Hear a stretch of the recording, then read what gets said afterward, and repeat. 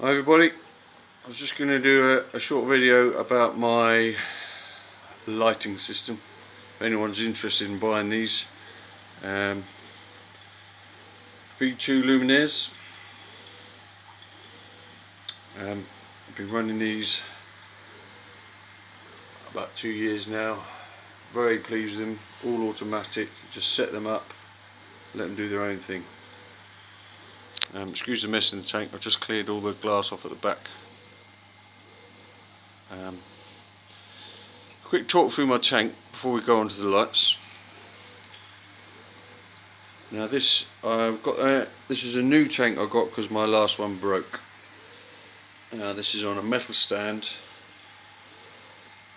sump in the base, running a trickle filter, skimmer, small refrigerant for growing plants in from the tangs, a phos reactor, my main return pump, and on the end there a small top up tank, lasts about 3 days. Now I stuck all this glass in here. I extended I don't know if you can see there around the trickle filter, I've got a glass encasement right around that because I found in my other tank you get a lot of splash and evaporation and get salt everywhere, salt creep. So I encased that, so any splash, salt is encased at the trickle filter. So that goes through the top trickle filter, then a water, you can see the water level on the bottom of the bed. The water goes through there, up through my skimmer, which is a Bubble Magus Curve 7, biggest one I could fit in.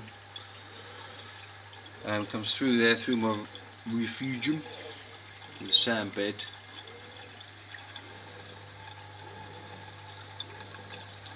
So I harvest that sort of every 2 weeks from the tangs, which just gives them another algae source. I've got the overflow on the phos reactor going through that bit of filter floss there, just to keep the noise down really, because otherwise it's too trickly. You can probably hear I've got the pumps high at the moment. I'm running some MP40s.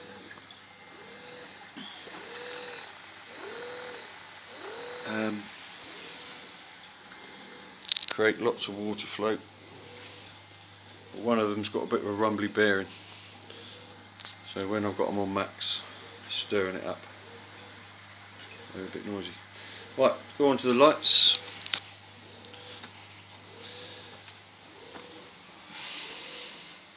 You might see I'm running a fan at the end there. Now my only complaint about these lights, really, it's not a complaint, but the cooling fans on the top suck the dust in, and every now and again you've got to take them apart, clean them, but when you put them back together you can't stop them vibrating, and they because they're automatic and they change their power, they oscillate a little bit. I can't seem to get them to bed back down properly, because you've got to take them off every sort of 3 or 4 months to hoover out. It becomes a bit of a pain. So I just put that fan at the end, and that seems to the fans still come on, but they don't ramp up to maximum, like when you've got the lights up high about sort of 1-2 o'clock. Now my only other problem I have with them is the digital display. It's sort of blown in that one if you compare it with the other one. So I wanted to change my settings on the lights slightly,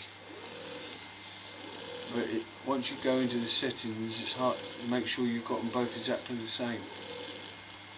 I might have to change that out. They are difficult to set up your initial settings. There's a guy at the fish shop says you need to dial down the mid colour range because it makes your algae bloom. Now when I put it on there, my phosphate levels were too high and I was having trouble with that red slime algae. It went absolutely mad. It was siphoning it out. Where have I put that pot?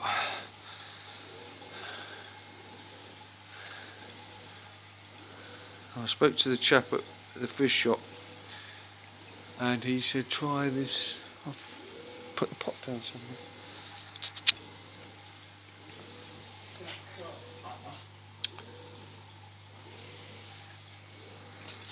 I'm just going to pause it a second. Right, I found the pot. I kept the pot so I could remember the name.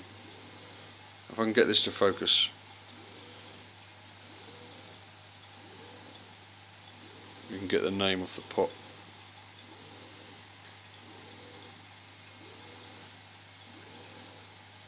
Come on.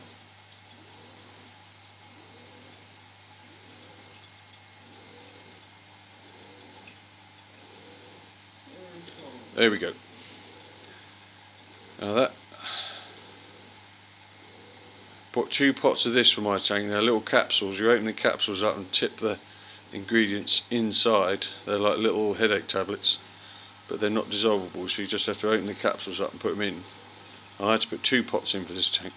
And that red algae, that horrible red slime algae everyone has trouble with, it just dissolved. All the water went red and it dissipated through the week, and all of a sudden it was gone. Hasn't come back. That was about a year ago. Now I'm running that Rowaphos to keep the phosphate down, and no problems whatsoever with the algae. It was bad. I don't have any problems with the coral growing. This grows too quick actually, soft corals. Well, I do have a problem. I can't have any hard corals because I have got, if you can see him over the back there, the only bit I haven't cleaned. There's a long spike sea urchin, which I don't recommend anybody buys. They're good and they keep all the rocks clean, but just as he's grazing across the rocks, he knocks all the hard corals down as you chew on them, and you can hear one of those fans has started.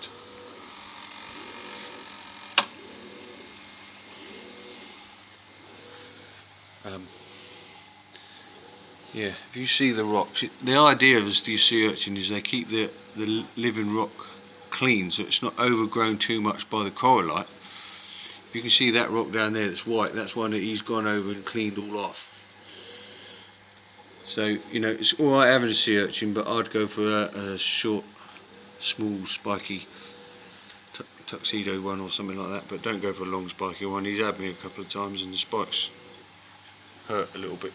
And I've had fish swim into him. That stripy fish over there, he had a spike sticking out of his head for ages. He's the one who bailed out the tank the other day, shot out the back while I was adjusting the heaters and ended up down the back underneath.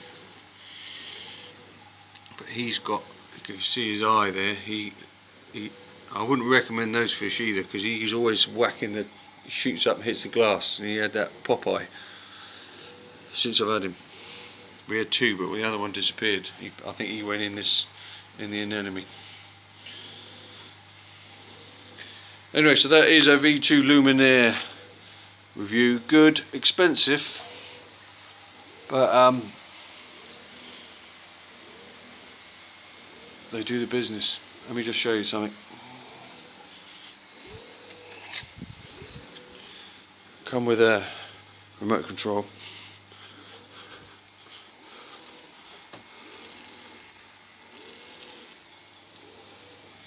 Oh.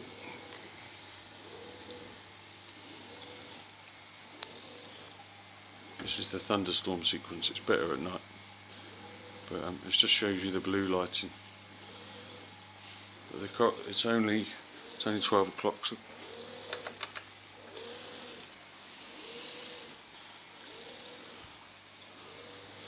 it's too much reflection. Anyway, that's just the video.